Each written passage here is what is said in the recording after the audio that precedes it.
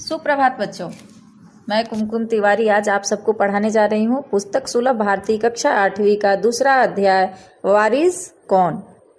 तो सबसे पहले हम इस पाठ के लेखिका विभा रानी पर प्रकाश डालेंगे। विभा रानी का जन्म 1959 में बिहार के मधुबनी में हुआ। यह हिंदी एवं मैथिली भाषाओं में राष्ट्रीय स्तर की लेखिका रही है। कहानी, गीत, अनुवाद, लोक साहित्य एवं नाट्य के क्षेत्र में इन्होंने उल्लेखनीय कार्य किया है। इनकी प्रमुख कृतियां है चल खुसरो घर अपने, मिथिला की लोक कथाएं, गोनू झा के किस्से, अगले जन्म मोहे बिटिया कीजो इत्यादि। अब आगे बढ़ते हैं पाठ की ओर। तो सबसे पहले आप शब्दार्थ पर ध्यान दीजिए और अपने नोटबुक में इसे नोट कर लीजिए। अब प्रस्तावना पे ध्यान दीजिए। वारिस मतलब उत्तराधिकारी। कोई भी राजा अपने जीवन कार्य उपरांत अपना उत्तराधिकार किसी को सौंपना चाहता है। वह अपना उत्तराधिकारी किसी अयोग्य व्यक्ति को नहीं बना सकता। इसके लिए उसे योग्य उत्तराधिकारी का चुनाव करना पड़ता है। इस पाठ में भी यही बताया गया है कि राजा अपने कार्य उपरांत अपना राज्य अपने बेटियों को सौंपना चाहते थे। उन्हें अपना उत्तराधिकारी बनाना चाहते थे। इसलिए पहले उन्होंने अपने बेटियों की बुद्धिमत्ता की परीक्षा ली। अब बढ़ते हैं पाठ की ओर, ध्यान से सुनिए। एक राजा था, उसकी 4 बेटियां थी। राजा ने सोचा कि इन चारों में से जो सबसे बुद्धिमती होगी उसे ही अपना राजपाट सौंपेगा। इसका फैसला कैसे हो वह सोचने लगा। अंत में उसे एक उपाय सूझ गया। उसने एक दिन चारों बेटियों को अपने पास बुलाया। सभी को गेहूं के 100-100 दाने दिए। क्या दिए? गेहूं के 100-100 दाने। और कहा, इसे तुम अपने पास रखो। 5 साल बाद मैं जब इन्हें मांगूंगा तब तुम सब मुझे वापस कर देना। राजा ने अपने चारों बेटियों को गेहूं के 100-100 दाने दिए और कितने दिनों बाद मांगने के लिए कहा? 5 साल बाद। 5 साल बाद जब मैं इन्हें मांगूंगा तब आप लोग मुझे ये वापस कर देना। गेहूं के दाने लेकर चारों बहनें अपने अपने कमरे में लौट आई। बड़ी बहन ने उन दानों को खिड़की के बाहर फेंक दिया। बड़ी लड़की जो थी वो उन दानों को क्या की? खिड़की के बाहर फेंक दी, क्योंकि उसे लगा 5 साल बाद इसे संभाल के रखने का कोई मतलब नहीं है। उसने सोचा, आज से 5 साल बाद पिताजी को गेहूं के इन दानों की याद रहेगी क्या? और जो याद भी रहा तो क्या हुआ, भंडार से लेकर दे दूंगी। बड़ी बहन ने सोचा, अगर पिताजी को ये 5 साल बाद पिताजी को अगर ये बात याद भी रही तो मैं भंडार से दूसरे दाने लाकर उन्हें दे दूंगी। अभी से क्यों संभाल के रखना। उसने उसे खिड़की के बाहर फेंक दिया। दूसरी बहन ने दानों को चांदी की एक डिब्बी में डालकर उसे मखमल के थैले में बंद करके सुरक्षा से अपनी संदूकची में डाल दिया। संदूकची मतलब छोटा बक्सा, संदूक। सोचा, 5 साल बाद जब पिताजी ये दाने मांगेंगे तब उन्हें वापस कर दूंगी। तीसरी बहन बस सोचती रही कि इसका क्या करूं। चौथी और छोटी बहन तनिक बच्ची थी। शरारतें करना उसे बहुत पसंद था। उसे गेहूं के भुने दाने भी बहुत पसंद थे। उसने दानों को भुनवाकर खा डाला और खेल में मग्न हो गई। तीसरी बहन को भी राजा ने सेम चीजें दी। तीसरी बहन ने क्या किया, उसे लेकर के सोचती रही, मैं क्या करूं, इन दानों का कहाँ रखूं। और चौथी बेटी जो थी वो बहुत शरारती थी। उसने उन दानों को लिया और उसे भुनवा करके खा गई। तीसरी राजकुमारी को इस बात का यकीन था कि पिताजी ने उन्हें यूं ही ये दाने नहीं दिए होंगे। जरूर इसके पीछे कोई मकसद होगा। पहले तो उसने भी अपनी दूसरी बहनों की तरह ही उन्हें सहेज कर रख देने की सोची, लेकिन वह ऐसा न कर सकी। 2-3 दिनों तक वह सोचती रही। फिर उसने अपने कमरे की खिड़की के पीछे वाले जमीन में वे दाने बो दिए। जो तीसरी राजकुमारी थी, जिन्हें राजा ने 100 दाने दिए थे, वह पहले तो अपनी बहनों की तरह सोचा कि संभाल के रख देती हूँ, लेकिन फिर उसने बाद में क्या सोचा कि मेरे पिताजी ऐसे दाने संभालने के लिए तो नहीं देंगे, जरूर इसके पीछे कोई राज होगा। और 2-3 दिन सोचने के बाद उसके दिमाग में आया कि क्यों न मैं इन दानों को कहीं खेत में बो दूं यानी बीज को डाल दूं, जिसके वजह से अंकुर निकलेंगे और अंकुर निकलने के बाद अनाज बनेंगे। समय पर अंकुर फूटे। उसने वैसा ही किया भी और समय पे अंकुर फूटे, यानी गेहूं के अंकुर निकले। पौधे तैयार हुए, दाने निकले। राजकुमारी ने तैयार फसल में से दाने निकाले और फिर से बो दिए। एक बार राजकुमारी ने ऐसा ही किया, गेहूं के दाने को बोआ, फिर उसमें से अंकुर निकले, फसलें तैयार हुए। दोबारा भी जब उनके बीज बने, गेहूं बन गए, दोबारा भी उन्होंने वैसा ही किया।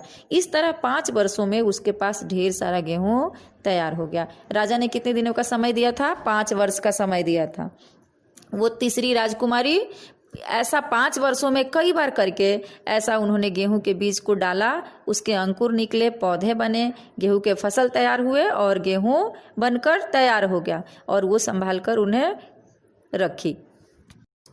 5 साल बाद राजा ने फिर चारों बहनों को बुलाया और कहा, आज से 5 साल पहले मैंने तुम चारों को गेहूं के 100-100 दाने दिए थे और कहा था कि 5 साल बाद मुझे वापस करना। कहाँ है वे दाने? अब 5 साल बीत चुके हैं और राजा अपने बेटियों को बुला रहे हैं और बुला करके उनसे दिए हुए दाने के बारे में पूछ रहे हैं। बड़ी राजकुमारी भंडार घर जा करके गेहूं के दाने ले आई और राजा को दे दी। बड़ी राजकुमारी ने क्या किया था? 5 साल पहले दानों को वो फेंक दी थी खिड़की से। अभी राजा के बोलने पर भंडार घर गई और वहां से गेहूं के दाने लेकर आई और राजा को दे दी। राजा ने पूछा, क्या ये वही दाने हैं जो मैंने तुम्हें दिए थे? पहले तो राजकुमारी ने हाँ कह दिया, मगर राजा ने फिर कड़क कर पूछा। तब उसने सच्ची बात बता दी। पहले वह झूठ बोली कि हाँ ये वही दाने हैं, लेकिन जब राजा ने कड़क कर पूछा यानी डांट कर पूछा, तब वह सच्ची बात बताई। नहीं, मैं ये दाना वो दाना मैं फेंक चुकी थी और ये मैं दाना भंडार घर से लेकर आई हूँ।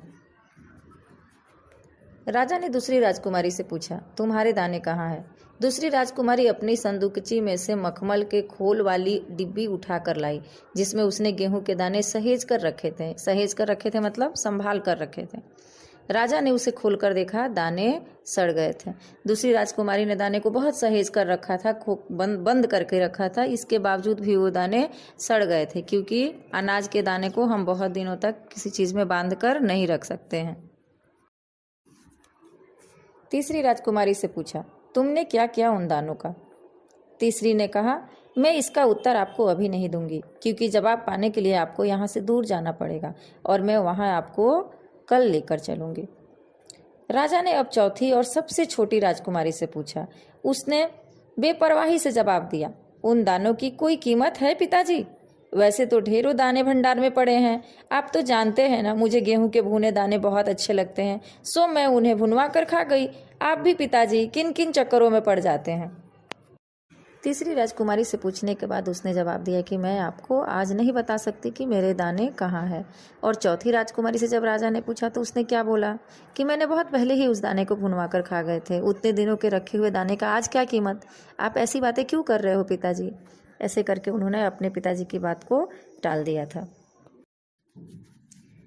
सभी के उत्तर से राजा को बड़ी निराशा हुई। चारों में से अब उसे केवल तीसरी बेटी से ही थोड़ी उम्मीद थी।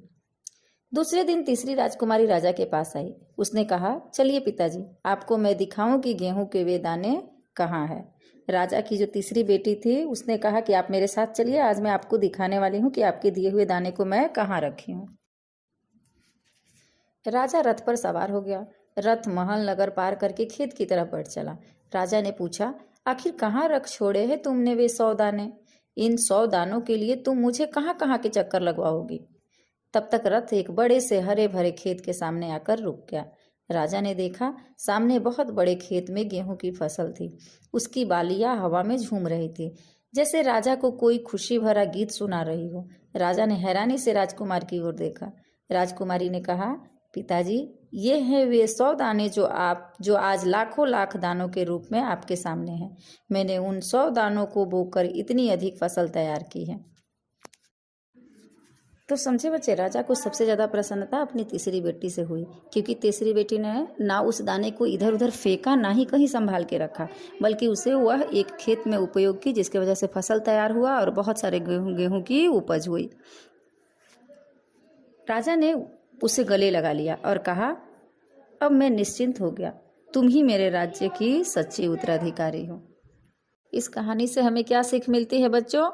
कि मनुष्य को अपने जीवन में समझदारी से कार्य करना चाहिए, उसे समय का सदुपयोग करना चाहिए, मनुष्य को अपने पास उपलब्ध साधनों का सही इस्तेमाल करना चाहिए। जो व्यक्ति इसका पालन करता है वही इंसान जीवन में सबसे सफल इंसान बनता है। धन्यवाद बच्चों। अगर इस पाठ में आपको कोई भी कठिनाई हो तो अपने कमेंट द्वारा मुझे अवश्य सूचित कीजिए। Thank you for watching this video. Wait for the next updates.